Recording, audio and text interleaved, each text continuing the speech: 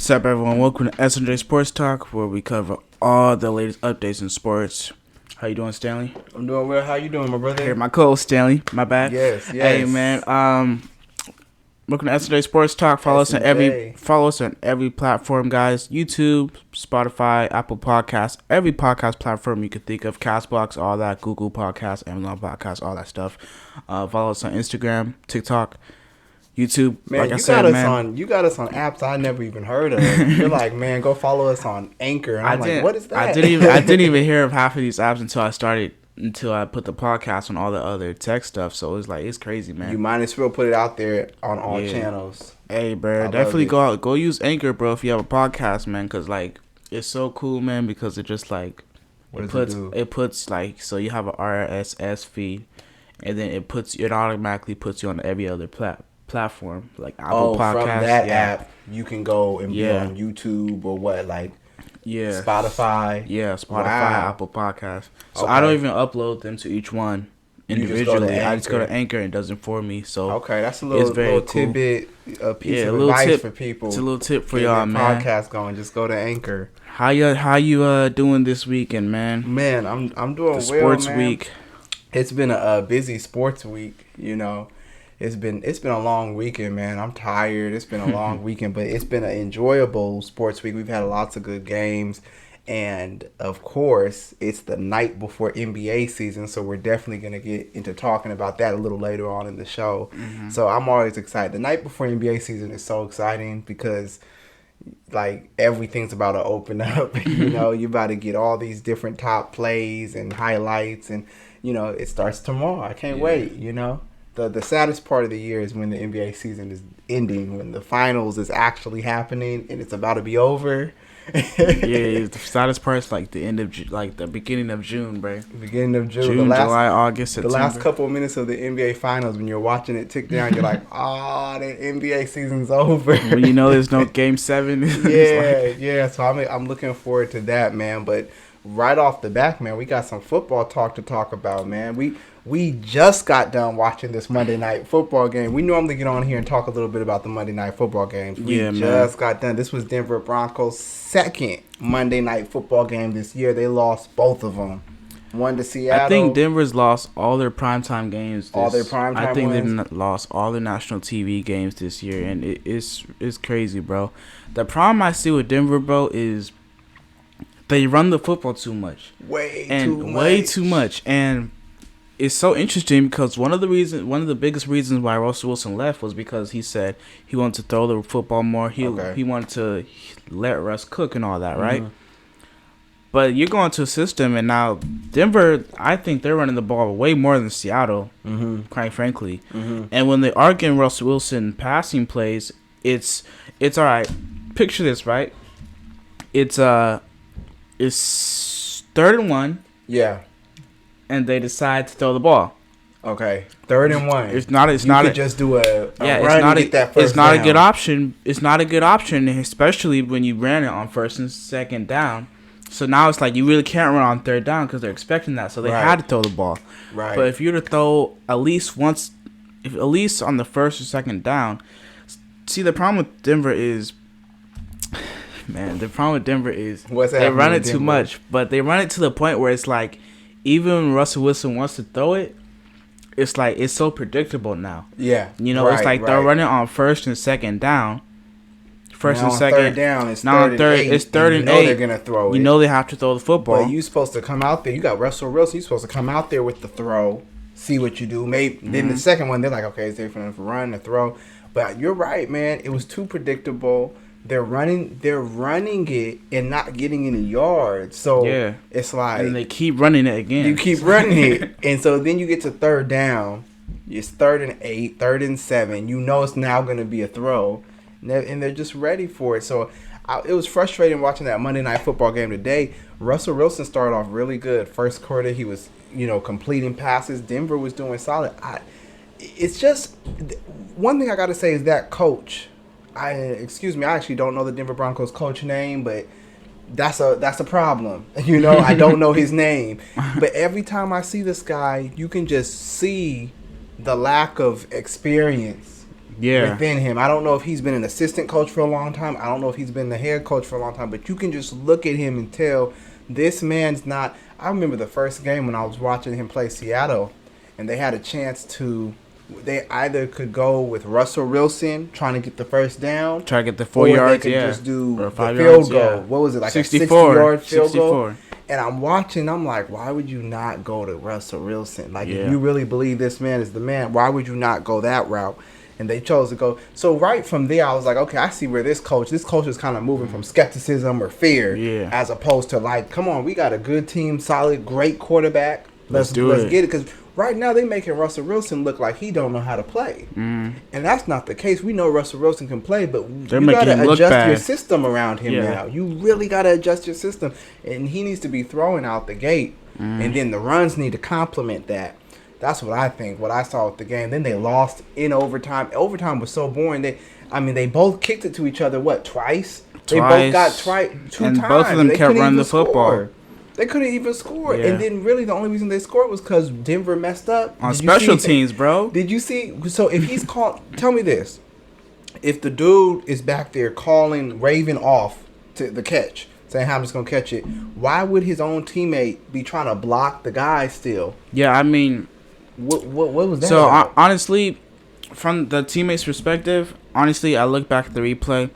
He couldn't even see that he fair catched it at the time that he did do it, because he was right behind him and fair catched it. So he's still thinking he's about to run it back, or he needs to block, or he's farther back, right? But I see your point. I think if he would have known that he was going to fair catch it, he wouldn't have blocked him so closely to it. Also, you did see the catcher running up towards the ball, and so I think it was just like, it was just a miscommunication on the. And it cost them, man, because that right there cost them the game. Yeah, they were about to receive the football, and that cost them the game. So little mistakes, and that wasn't even Russell Wilson at the end of the game.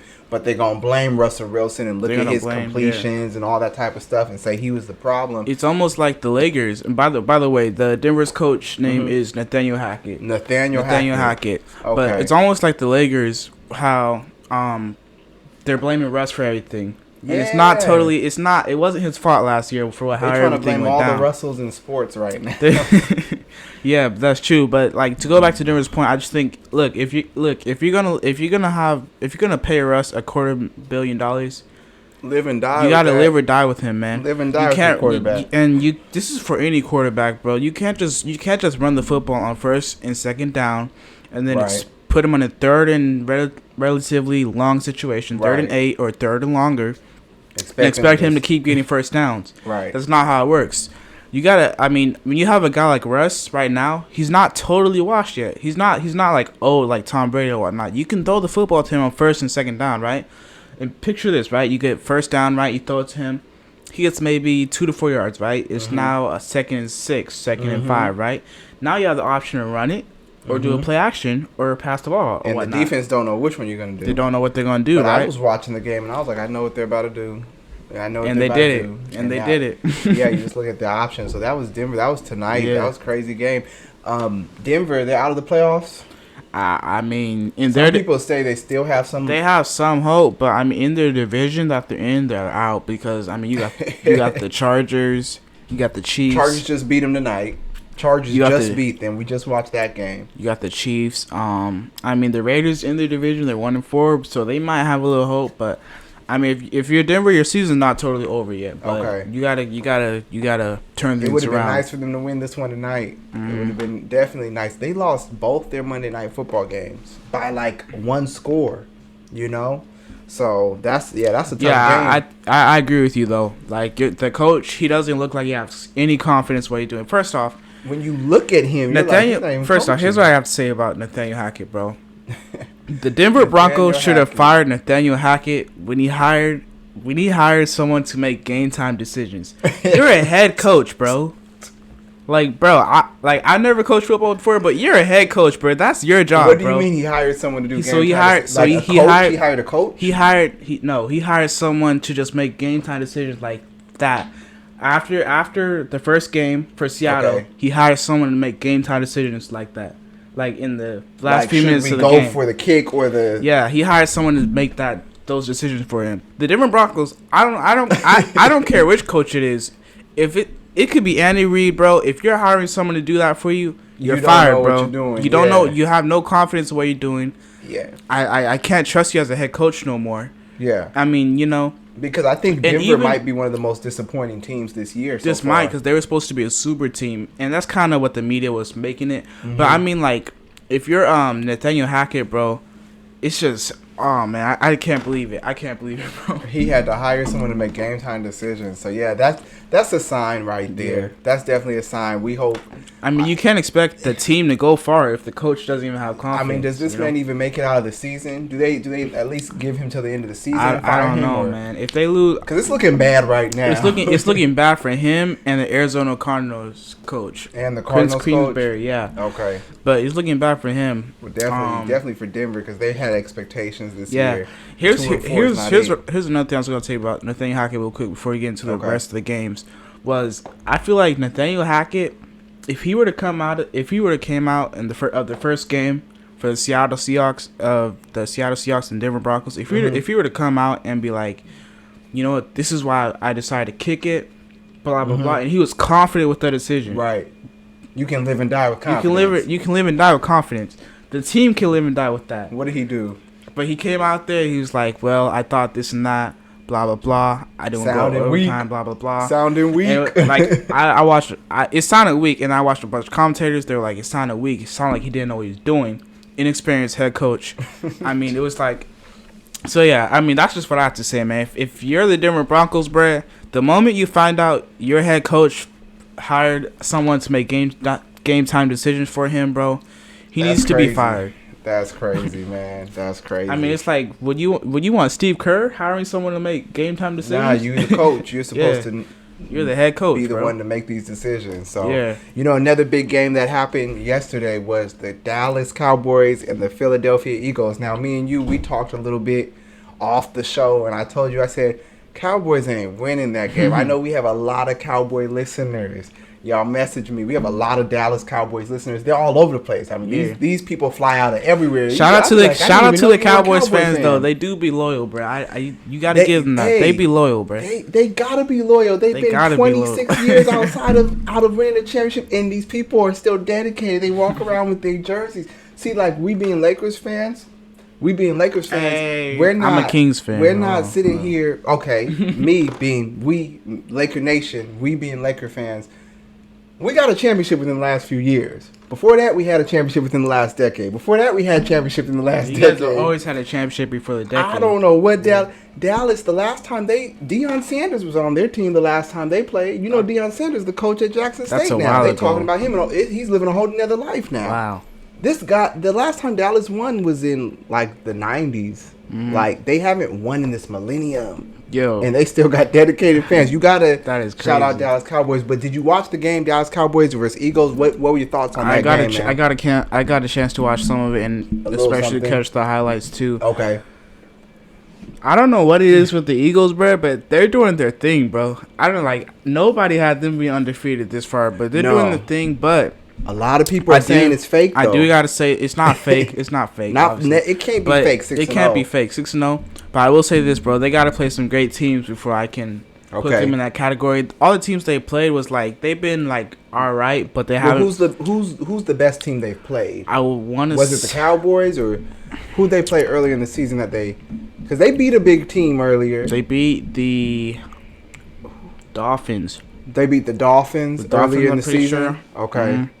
Yeah, so, I mean, you could consider it great, but, I mean, I want to see them, I want to see them play like a great team. I've like seen Jalen Hurts, he looked nice. Team. I haven't, watched all their games and seen their teams, but I've seen Jalen Hurts playing. He's looking solid out there. He's quick too. These quarterbacks now, man, they can duck and dodge, run. I remember Jalen Hurts was hurt last year too, so so we didn't really see him. Yeah. Now we're watching him. Philadelphia is definitely a team to mess with, bro. Definitely. Like, they're doing good this year. They just beat the Cowboys. And you know what's crazy is I had the Eagles winning. I had the Eagles winning. But what? But it was only because I couldn't see the Cowboys winning. Okay. So it was like, I don't know. I just had to go with the Eagles, man. Yeah, it's interesting. Philadelphia was killing them. Yeah. They were killing them. I think it was 17-0. And I think the everything Cowboys. I've heard from the Cowboy fans is, "Oh man, we would have won that game. We were so close to winning that game." And I'm like, y'all was down 17-0. Y'all came back and still lost by 10 points. So y'all wasn't. Y'all didn't win. I think the Cowboys were kind of hoping for a game like this though, just so like they wouldn't have to deal with the problem with Dak Prescott coming back. Yeah, it was like, all right, Cooper Rush lost the game now. We can now bring Dak Prescott back. Yeah, that's how they did it. Real strategic and political, huh? Because Cooper Rush were to go undefeated, and you bring Dak back, and then y'all lose a game. You're right. That's very smart. You don't want to bring Dak back on a game like that, and then he loses, and they're like, "Oh, we should have kept." It's almost like Steve Kerr in 2016 when the Warriors got their like 73-9 wins or whatnot. They were doing the win streak. He was battling back from cancer or whatnot, and he came back and he was like, you know what, I'm gonna wait to come back. He's like, I'm gonna let Mike Brown coach until they lose a game. I don't want to come back and lose a game. You're right. You know, and he let them do their thing. You know. You're right. So I mean, yeah, man, that's definitely a good game. Do you see the Eagles going far this year in the playoffs or what? I see the Eagles going far. I see them being the team to beat in their conference. I do. Oh, definitely. They're the team to beat in their conference. It's more the Cowboys. I'm going with the Eagles right now. Right. They're undefeated for a reason. Yeah, and the Eagles did their thing yesterday. Yeah, man. And they had one of their players get hurt yesterday. So don't be hating on the Eagles. Yeah. No, the Eagles are where it's at. They're doing their thing, bro. They're definitely a surprise team, but it's good to see. You know what game I really enjoyed watching yesterday was the Buffalo Bills and the Kansas City Chiefs. That was a good game, bro. That was a great game, and it's great to see those quarterbacks go at it because they're both top quarterbacks in this league. Would you say they're both top 5? I put Josh Allen in top 5. Oh yeah, actually, I put Josh Allen top 3, bro. Top 3, and you know Mahomes is top 3. So yeah, it was an the league right game. It was an exciting game, yeah. and it wasn't even a high scoring game. Like sometimes Kansas City be going to the 40s or something like that. They don't have Tyreek Hill no more. But they were basically that. Yeah, Mahomes threw that interception at the end, but the game was a good game. It was a good game. And that's not, that game right there doesn't say what will happen in the playoffs. It was that close. That game was that close where it's like, this happened this game. This will go down as a legendary game between Josh Allen and Patrick Mahomes. But in the playoffs, Kansas City could get that. Now, if they do mean to get in the playoffs, Buffalo has the home field advantage now. They were in Kansas City yesterday. Okay. Yeah, and so they were saying, hey, I was listening to, I forget his name. I think it was Ryan.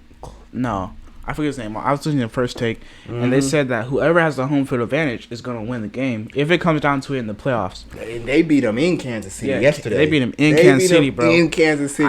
I think the interesting thing I saw was, Patrick Mahomes had a pick yesterday. I mean, I don't think that makes him overrated or nothing like that. But I think the Chiefs will be okay. It's one game, and it was to a good team. It's to like the best team in the NFL. You can say right now. I was glad to see a good game, not no blowout. I think if you're the Chiefs, you can come away confident with that, especially not having Tyreek Hill or whatnot. Especially Patrick Mahomes played a good game too. He did have a good game. And you live and die. You live and die with the $500 million man making a bad play at the end. Like, okay, you made a bad play. It's probably not gonna happen again next game. So, you live and die with that. Yeah. That interception though, when he threw it, I was watching. I was like, ooh. The moment he threw it, I was like, I don't see nobody over there. I was like, I don't think that's going to nobody.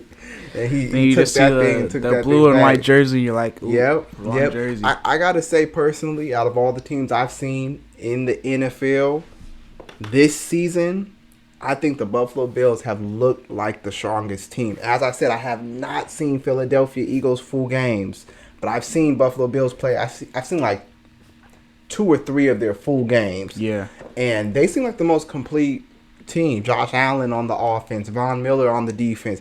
They got a complete team, and they winning. Yeah. They're winning. Yeah. And they beat the Chiefs, and they beat the LA Rams, so they can add that on their resume this year. Yeah. I like the Buffalo Bills, man. Right now, as it stands, you got to roll with the Buffalo Bills going far. I know they got to deal with the Chiefs. They got to deal with some people.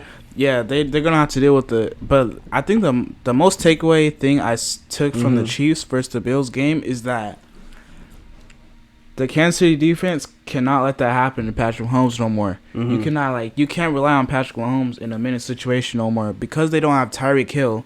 They're gonna double Travis Kelce, and you don't have Tyreek Hill no more. Patrick Mahomes another receiver is gonna have to step up in that situation. Okay. Or the defense just can't let Kansas City get in those situations. I guarantee you, if mark my words, bro, and we'll post this clip back in the playoffs times or whatnot. If the playoffs happen, bro, and something like this happens for Patrick Mahomes, he has a minute or two left, and he has to get it downfield, score a touchdown or 3 points or whatnot. 3 points he might be able to do, but score a touchdown, bro, they're not gonna be able to do it.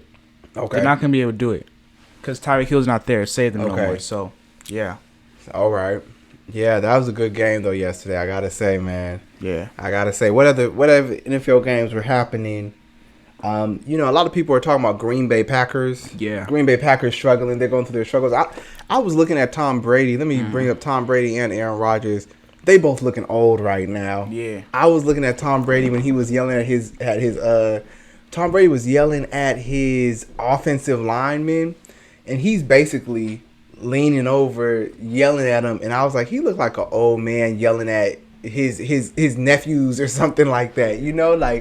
And Aaron Rodgers is being interviewed after the game, and they both are looking a little bit older, both aging a little bit. Not saying they can't do something special, but it's just like, I think any athlete struggles with, at what point am I too old to be playing this game? Like, do I need to remove myself? Because the game changes. It's not just about how good you are. The game is actually changing. This goes for football, basketball, any sport. The game changes because different athletes are coming in there and they're creating a different culture. Yeah. And yesterday was the first time I saw Aaron Rodgers, and I was like, it might not be about the receivers. It might not be about the team. It might be your time. Your time is here.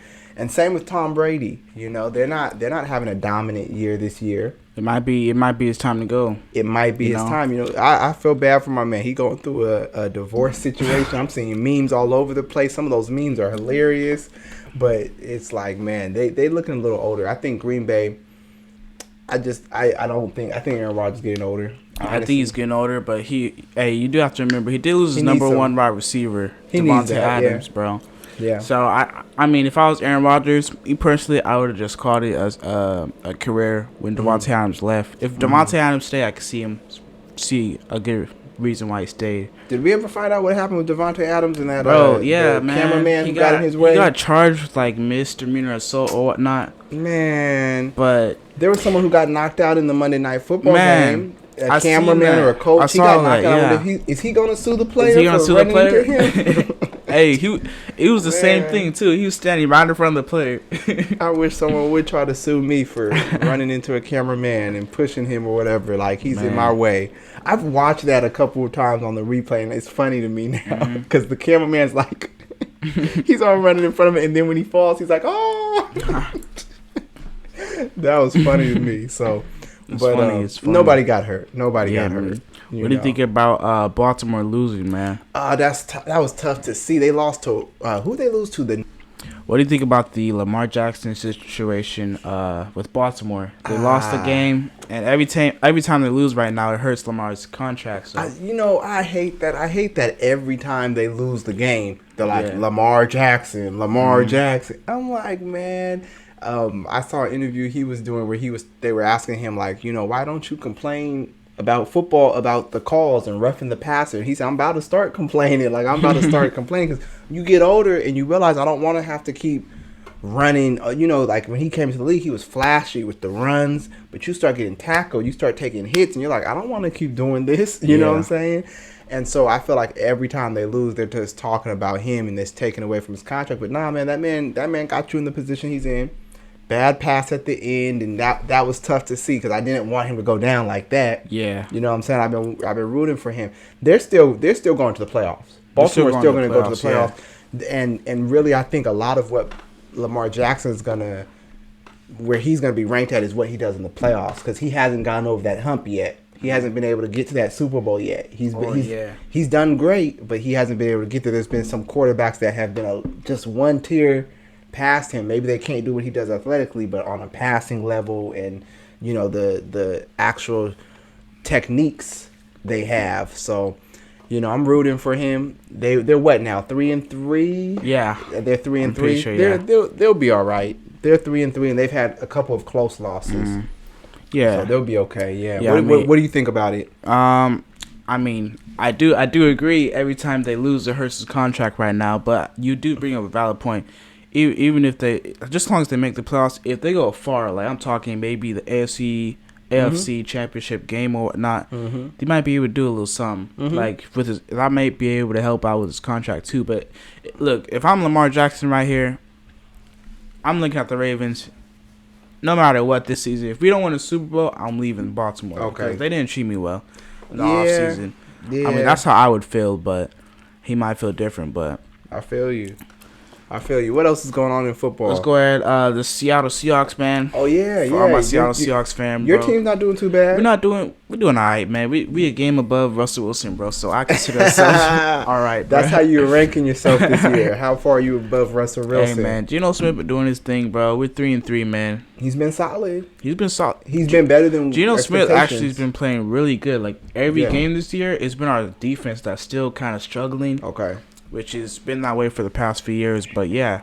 He still got Metcalf. He still got Lockett. You know, he got some solid hitters, so he's good. Yeah.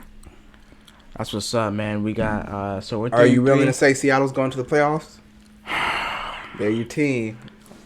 I believe we have a legitimate shot. Okay. I believe. Are you a loyal fan? I believe. The reason why I say it's a shot is because our offense is good. Offense is good, but our defense is still not there yet, you know? Okay. Especially losing Jamal Adams, that's definitely going to hurt us. Right. So, I mean, we definitely have a chance, especially Pete Carroll and whatnot, but we definitely have a chance to make it. Okay. Yeah. Right on. Yeah, man. So, for those of y'all who knows, bro, the NBA season starts tomorrow. Season. Maybe today, by the time you hear this, bro. It's the night before NBA season. Hey, you know how excited I am? We hyped, bro. We got some good games tomorrow, bro. Yeah. Tomorrow we have you got the 76ers playing the Celtics. I believe that one kicks it off. 4:30 ESPN. Okay. It's probably gonna be on. I'm sorry, 4:30 Eastern time. Probably gonna be on TNT. Okay. Yeah. So 4:30 our time, Pacific time. They were playing the Denver Nuggets last preseason game. I saw Jordan Poole out there on the court with Draymond Green. Yeah. The Golden State Warriors as a team are deep, man. They're as deep. A team, they got people coming off the bench that can play, can shoot, can jump, can rebound, can score, can play from the 1 to the 5. Jonathan Kuminga, bro. Kuminga. They started Wiggins. Poole was coming off the bench. Poole could easily start, but he was coming off the bench. Yeah, they got a squad, man. Like you said, Kuminga. They got a squad. I gotta say that now.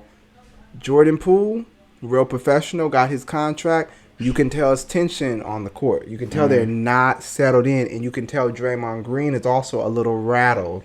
Yeah. I heard my homegirl. She said that word. She said he seemed a little rattled. That's the perfect word because him and Jordan Poole are both having to fit in these roles now of like we have to be professional. We got to make sure we cool, but you never know what the personal feelings are. Like alone, when you go alone away from the team, I ain't playing cards with him. I ain't going out to eat if he's going. Like you don't know what's happening, but you could tell that it was not smooth sailing, and it takes time. We hope for them the best. We're not like trying to mess up their relationship. Yeah, I hope everything goes well with that relationship. But it was clear for me seeing Jordan Poole's interview yesterday or Sunday. Oh, I need to watch that still. Yeah, it was clear to me that there's still some tension there. Okay, Now what was the interview saying? Any highlights? I mean, he was just kind of like he addressed Draymond's situation. He was like, in regards to that, I'll be taking questions about the game or whatnot, or basketball or whatnot.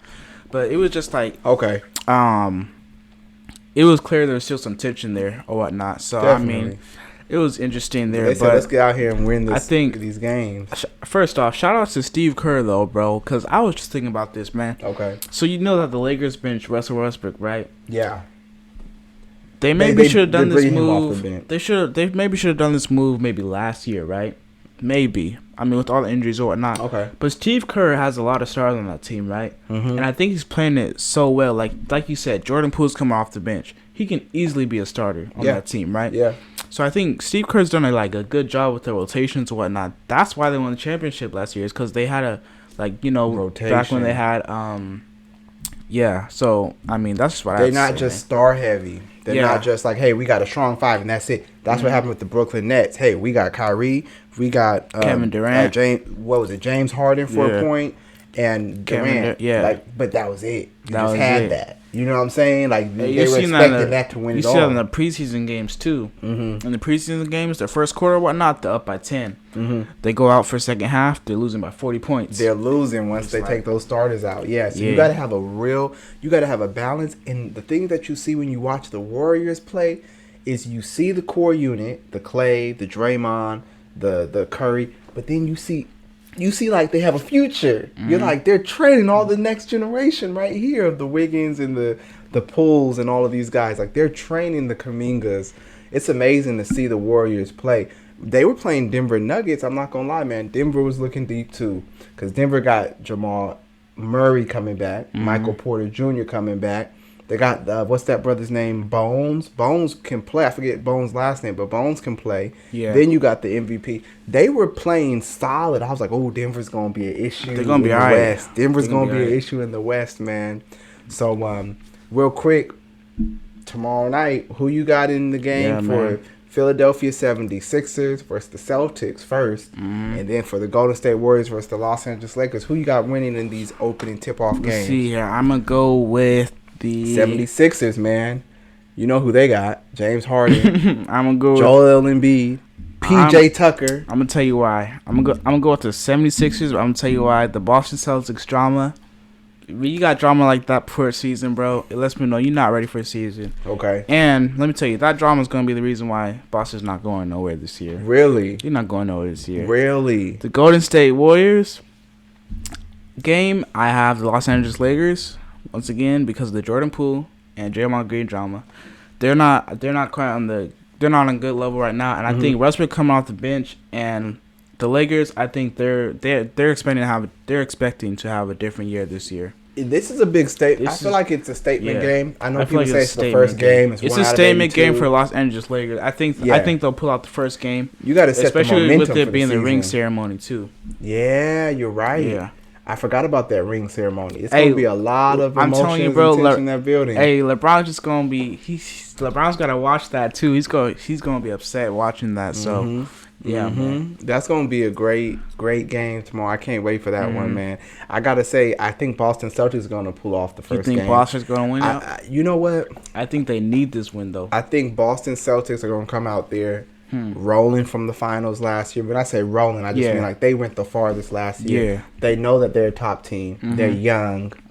I think they might be a little younger than they are younger than Philadelphia. Yeah. And I'm gonna give it to I think they're probably gonna play in Boston because Boston went to the finals last year. I think Boston's gonna win tomorrow. I want to see what happens with their coaching situation. The coach who stepped up, the intern the players listening to I the coach see or whatnot. How he is, man. Give him a chance. I still think that whole situation with Coach Ime Udoka was messed up because I don't think that they never even came out and brought out the rest of the information. They just kind of dragged that man's name through the mud, which I'm never for that. They dragged his name from the mud for like a week as if this man had done criminal activity, and I don't think that was right. That stuff could have been kept in house. We didn't have to go through the whole year suspension and a week long of name torturing. So I'm not with that. Boston handled that situation terribly. I think we never even got more information, did we? Yeah, we did. It was kind of like they kept putting his name out there like he was a criminal. Yeah, exactly. And then they died off and moved on to preseason. So, you know what? I kind of want Philadelphia to win tomorrow. I want Philadelphia to go ahead and win. I thought Boston was going to win, but now that those curses be real, man. The curses really happen. We're going with Philadelphia. I actually kind of like Joel Embiid. Bro, you can't do that, Joel Embiid, actually, he's going for MVP this year. Boston going to lose tomorrow.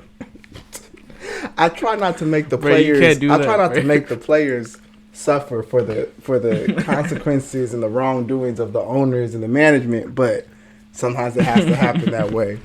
So yeah. But no, and then with the Lakers and so with that first game, I think that Boston should win the game, but because of the curse that's gonna happen, I think Philadelphia is gonna win the game. You with these curses, right? But then when it comes to the Los Angeles Lakers and the Golden State Warriors, it's kind of tough to pick against the Golden State Warriors right now.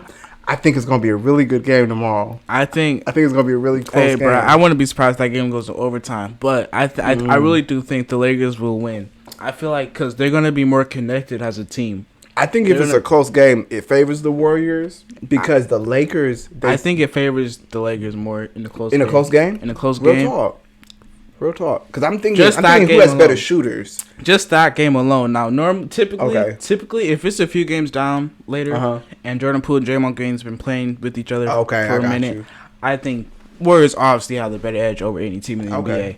But I think just that game alone, the Lakers are going to be so much more connected as a team that you're going to see it break the Warriors. But Steph Curry's going to do his thing, bro. He might have a 40-point game tomorrow night, bro. Yeah, that's what I'm saying. I just feel like with the Warriors, it's scary sometimes. It's scary to pick Jordan Poole, to pick against them, Wiggins, Curry, and Clay, and you're like, all of them can shoot. I'm talking about they can splash. Bro, Curry can literally have a bad night, go 1 for 13, and the Warriors will still be down by like 3 or 5 points, and that's all they need for the last few minutes. He can go 1 from 13 for 3 and still have like 26 points in the game. Yeah, just off of free throws and his floaters and everything. So yeah, he's too efficient. He's too efficient, even when he has a bad shooting percentage from the 3-point range. So tomorrow's game, I gotta pick a prediction. I gotta stand strong with the Lakers, man. Definitely. I gotta stand strong with the Lakers, and when it comes to Russell Westbrook coming off the bench, I think it can work for him. I really do. I know the media is trying to put it like, oh, they're benching him and all. They're not benching him. He can lead the second unit, and he can still finish the game. Teams have to figure stuff out, and he might not. It might not last the whole season for him to come off the bench. They might be like, you know what, AD need to come off the bench. You know what I'm saying? But I've been in that situation where a coach wanted me to come off the bench, not because I was off the top 5 players of the team, but because he's like, there's no one else to lead the second team. Yeah, nobody else could actually lead the second team. You gotta have someone to lead the second unit. Russell Westbrook is the perfect person to do that. He gets to have the ball in his hands all the time, choose what assists are going where. He's not gonna have to share with Anthony Davis and LeBron. He comes in there and he knows he's the man. And he can still finish the game. Right. Yeah. I think it could be a good thing. Kind of like Lil Williams a few years back with the Clippers. He's always a sixth man. He always finishes the game. Yes, there's some 6 men who are raw. I know Russell's been at a certain level where it's like it's rare to come off the bench, but I think they can pull that off. I hope LA gets the win tomorrow. Definitely, man. Yeah. So we're gonna cut the podcast here, man. I know Wi-Fi is acting up or whatnot, but. Yeah, man, you want to get in the outro or whatnot? Oh, yeah, most definitely. This is S&J Sports Talk. We need everybody to put a thumbs up on this video, like the video. We appreciate all of you all for subscribing and watching. Some people have been sharing the video. Some of you all have been DMing us questions. Continue to DM us on Instagram, S&J Sports Talk, on all platforms. And we're going to get back on here and do some reviews of the NBA season a little bit more. We'll probably list our rankings of teams and everything. But right now, NBA season starts tomorrow. NFL season in the middle of it, week 6. We're technically on week 7 now. Yeah, we're going into week 7. Yeah. Yeah. Oh yeah, we got exciting stuff to talk about, and S&J Sports Talk, my brother, man. Appreciate you, man. Peace, y'all. Peace.